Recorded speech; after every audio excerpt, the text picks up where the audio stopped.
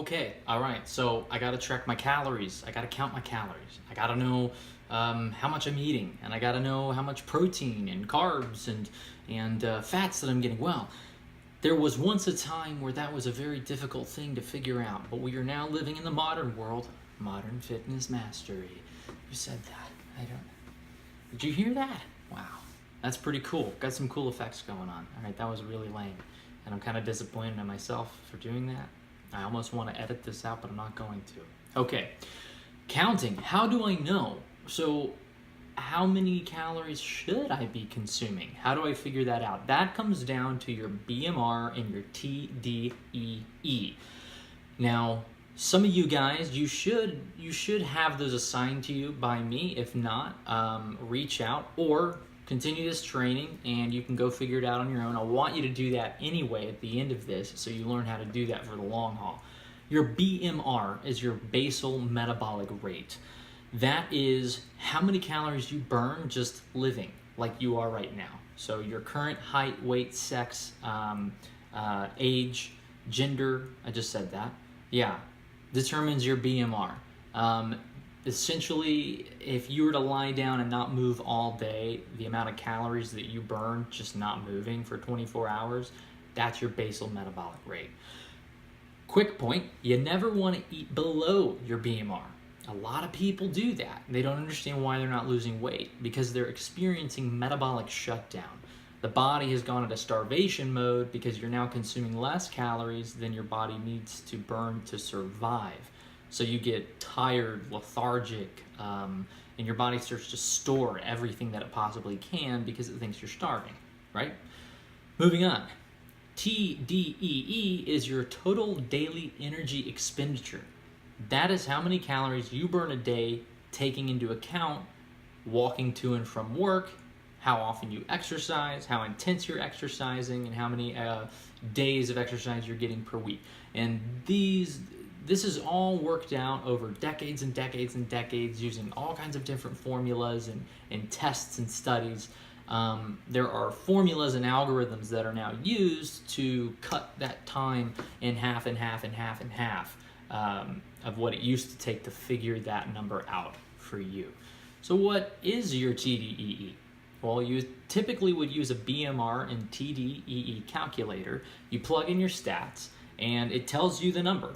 And it's usually accurate between about 100 to 200 calories roughly, and it works, okay? So you figure out what your TDEE is based on your stats and how active you are. This is where training comes into play. This is why when I'm programming for my clients, it's really important to talk about how many days of training can you commit to? How many hours can you commit to that training? And then we build a nutrition guideline around that amount of training. And what's important here is that, well, if you skip a whole week in the gym, everything we calculated and figured out about your calories and your macros no longer really applies. That's why consistency is so important. But that is why tracking is so amazing and wonderful. Once you know those numbers, you know your numbers, and you know you missed an entire week in the gym, you know to cut down. You should, not everybody does, but now you do. You know to cut down on your normal caloric intake because you understand how all of this works now, okay? So, you want to know your BMR, never eat below that. When you're trying to lose weight, it's easy to go gung-ho and go crazy. People try all these crazy fad diets. They don't actually know how many calories they're getting. It can mess you up. And you got to know your TDEE, which is how many you're burning per day on average. Okay? Then, from there, we can figure out what your caloric intake target should be based upon your goals. And I'm going to lay down a few facts here for you. Eating in a 500 calorie deficit daily comes out to be a pound of weight loss per week, and vice versa, right?